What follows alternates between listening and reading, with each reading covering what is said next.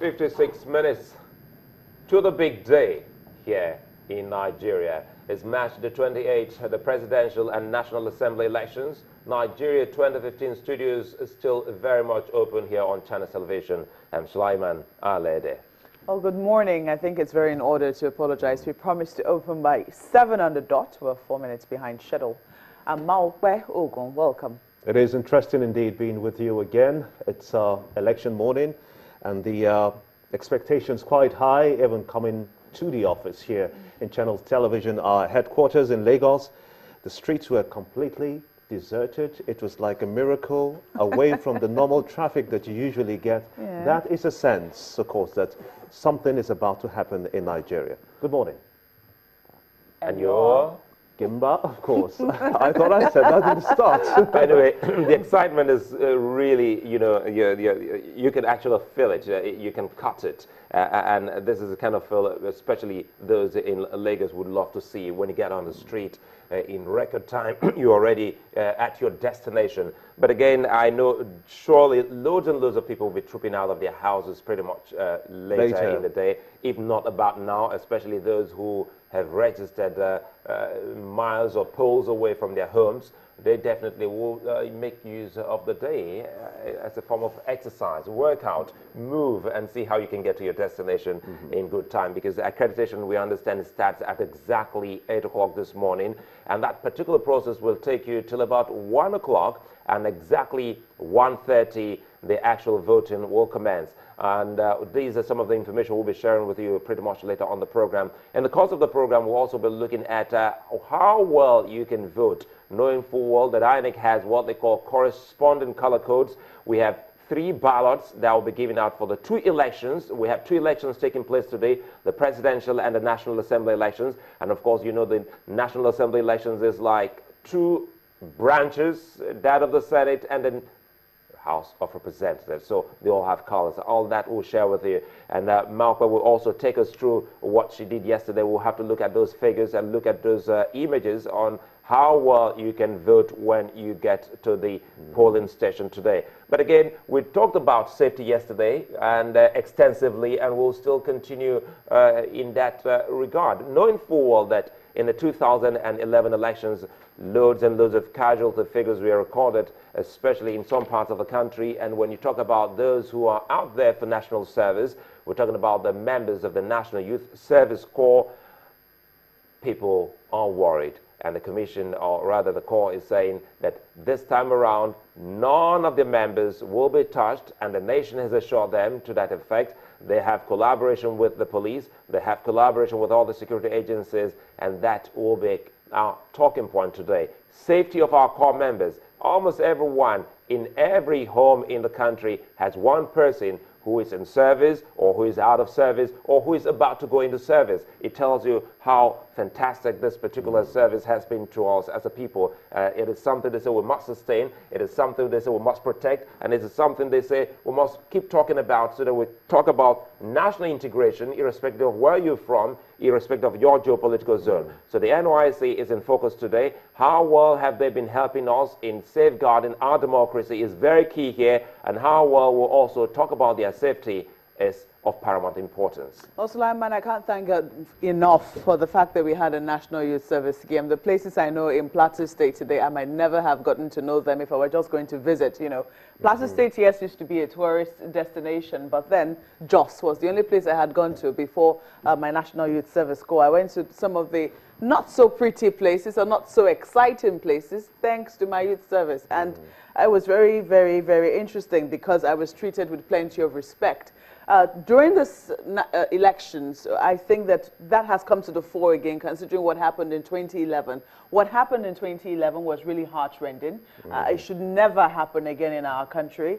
And I think that INEC has been harping on that particular message, that yes, much as they have this responsibility, this collaboration with security agencies, that is INEC at the top level, and the security agencies at the top level, and also the DG of the NYSC at the top level as well. It is actually the responsibility of every single Nigerian to ensure that youth coppers who are serving in this election duty are not caught in any crossfire whatsoever, are not harmed, are not touched for whatever reason. And I think that everybody should be conscious of that fact. And so while we're at the polling centers today, much as we're all excited and the environment might be tense as to, no one knows who's going to emerge and, all that anxiety for waiting, let us also be vigilant, not just for ourselves, but also for these young ones who will be serving their country, their fatherland, and also by extension serving the Nigerian people. It is our duty to ensure that these people are kept safe while doing their duties. Very true indeed.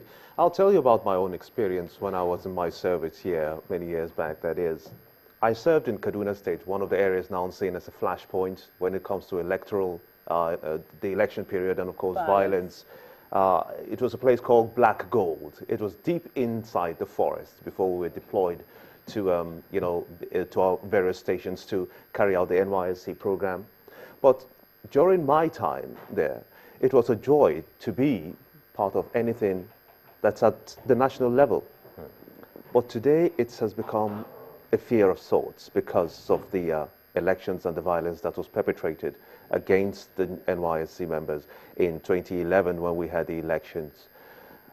I remember a story of a mother, excuse me, a story of a mother whose daughter was killed up north. Those kinds of incidences are what we're trying not to see this time around. It's a good thing. The key word there is security. Security for the National Youth Corps members, which the government is promising that, and of course working with INEC, saying that this is not going to happen again. We're waiting to see that at the end of the process, that the Youth Corps members will record 0 casualty or death rates whatsoever. Now, this is what I feel that government should be doing, not only the federal government, not only the NYSC officials, including the state governments. You have got groups just like the Y Brigade. You also have the Boy Scouts. You have the Man O' Wars. These are times where you can co-opt those groups and then let them work also, because I know they are vibrant. They actually have leaders also who are in top government positions. You can actually co-opt those groups of people, let them also be part of the security measures, because up north it's very, getting to the city center is quite a distance. And these corps members are in villages, huts, some of them in just a community where you just have one school, and probably that school will be used as a polling unit, So the security at those points ought to be so tight that you can have a system where evacuating, in case of any violence or anything, evacuating the corps members will be easy. And that's one thing we should take away from this exercise.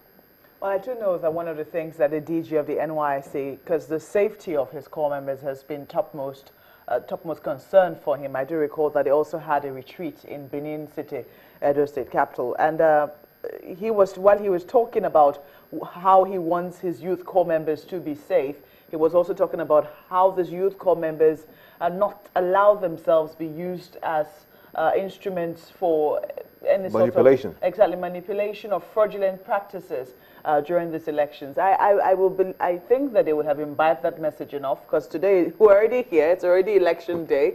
We can only talk to the people who will be watching us this morning, and I think that paramount on it is that while we are at the polling centers, if we do go to vote, and we urge everyone to go to vote, is that we should also look out for the safety of not just ourselves, but paramountly those people who will be serving as electoral officers at the different polling stations. Well, we're looking to a situation whereby the culture will be brought back, a culture where almost everyone looks out for each other, especially the corps members, irrespective of where you served. Loads and loads of people, when they see corps members at that time, I don't know if it still obtains, they just want to render some form of assistance to you or the other. I recall when I was in Abakaliki, it was the Guinea worm era there in Ebonyi State, and well, one of the few privileged ones to have portable water sent to my home from the government of Sam Egu at that time. And you can recall that loads and loads of us who went there we're not from that geopolitical zone, but we were adequately taken care of. That's why when we're highlighting the issue about Ebonyi State, I will always say to Chamberlain and Markwell that that's my other state. And it pains me when they were having that issue at that time. But again, we're hoping that these are some of the things that we can also look to seeing on the program pretty much later, knowing full well that the Director General of the NYC is really on point on this one. He's very, very much concerned. He's a father, and he has loads of people that have gone through the scheme. And he says this time around, God willing, those are his words, no one will be touched. And we on this program, we say, we must re-emphasize, as Mark Well rightly puts it, if you